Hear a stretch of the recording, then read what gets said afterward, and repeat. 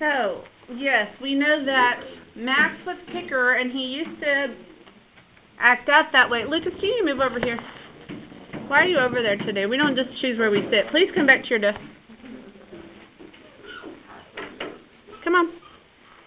So he used to act that way whenever he was angry. And so this chapter is called The Return of Kicker. Do I need to wait, or can you please hurry up? We'll just leave your phone there. You're not going to be on it right now anyway. Chapter 24, The Return of Kicker. The deal is, I'm not supposed to bother anybody at the hospital. Yeah, right. Like me being there is going to screw things up. The way everybody's acting around here, you're supposed to shut up and not do anything but wait, which makes me crazy. So early the next morning, when Grim is still snoring loud enough to rattle the window panes, I get up and sneak out of the house. The way I figure, I can check on Freak and be back in time for breakfast. No harm done. It doesn't work out like that, to say the least. The sun is just coming over the mill pond, and there's this spooky mist on the water. You can hear all the frogs making a racket under the lily pads, and the mosquitoes sound like bullets whizzing by, and I have to kind of slap and run until I get clear of that smelly old pond.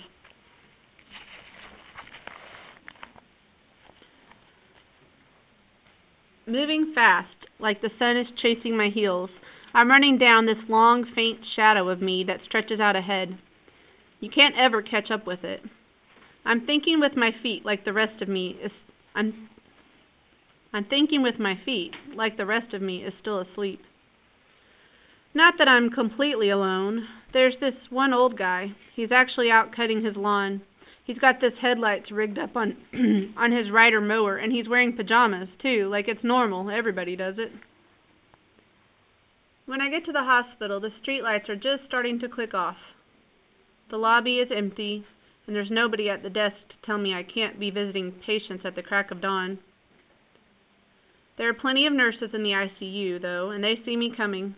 This one woman runs right out from behind the telemetry station, and she's got her hands up to her mouth, and I'm pretty sure she's trying to shush me, even though I'm not making any noise. She's not telling me to be quiet, though.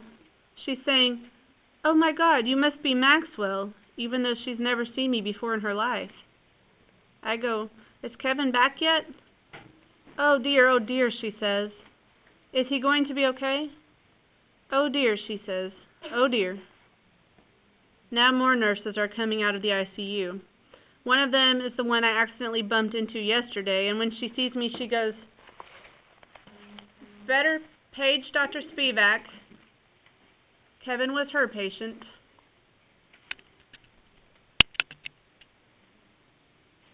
Feel a little bad. I always pictured Dr. Spivak as a man. I don't know why. But I guess it's a woman. That's when I noticed that some of the nurses are crying and looking at me strange, and all of a sudden I just go nuts. Just go nuts. I'm saying, "No way, no way." And this nurse is trying to throw a hug on me, and I push her away.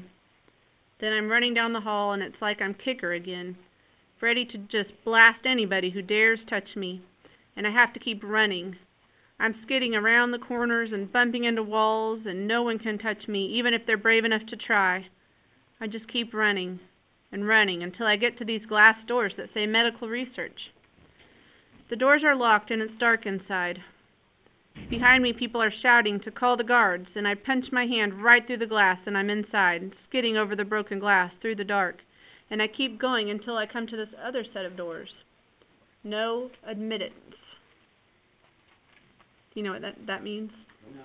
It means that no one can come in. No glass this time. They're solid, so I can't punch through. And I'm kicking and slamming into the doors, and that's when all the hospital cops catch up with me. A bunch of them jump on me, and I keep going, running around in circles like an accident of nature, until finally there are so many of them on me I can't stand up anymore.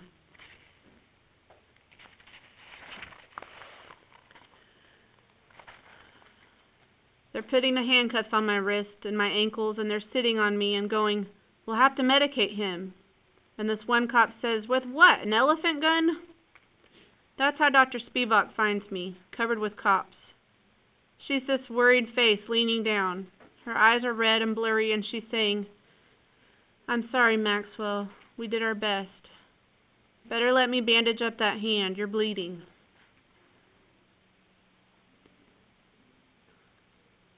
He believed you, I say. You said you could give him a new body and he believed you. What are you talking about? The special operation, I say. The bionics unit. Dr. Spivak makes the cops let me up and says she'll be responsible, but they leave the handcuffs on me just in case. And the cop who was talking about needing an elephant gun has this nightstick out like he's ready to bop me if I make a move. Dr. Spivak sighs and says, "Somebody get me a coffee, please." And then she looks at me and goes, "You'd better tell me all about it." So while she's bandaging up my hand, I tell her about how Freak has been coming to the medical research lab every few months to get fitted for his new bionic body.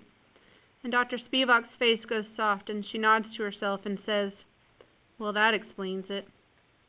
"It was all a lie, wasn't it?" I say. "You were just telling him that so he wouldn't be scared."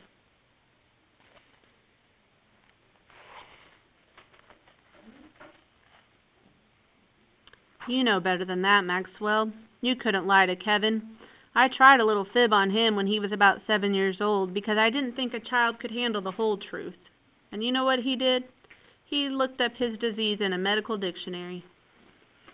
That's when I know she's telling the truth. Freak in his dictionary." Kevin knew from a very young age that he wasn't going to have a very long life, she says. He knew it was just a matter of time. So he was lying about getting a robot body? Dr. Spivak is shaking her head. "I don't think it was a lie, Maxwell, do you? I think he needed something to hope for, and so he invented this rather remarkable fantasy you describe. Everybody needs something to hope for. Don't call it a lie, Kevin. Kevin wasn't a liar. Don't call it a lie. Kevin wasn't a liar." "No," I say. "But what happened to him, really?" "I could tell you all the medical terminology," she says, "but what finally happened is his heart just got too big for his body. There was talk about arresting me for busting up the hospital. The cop with the nightstick was in favor, but finally they released me into the custody of Grimm. On the way home he goes, 'Do you want to talk about it?' 'Just leave me alone,' I say. 'You got it,' he says.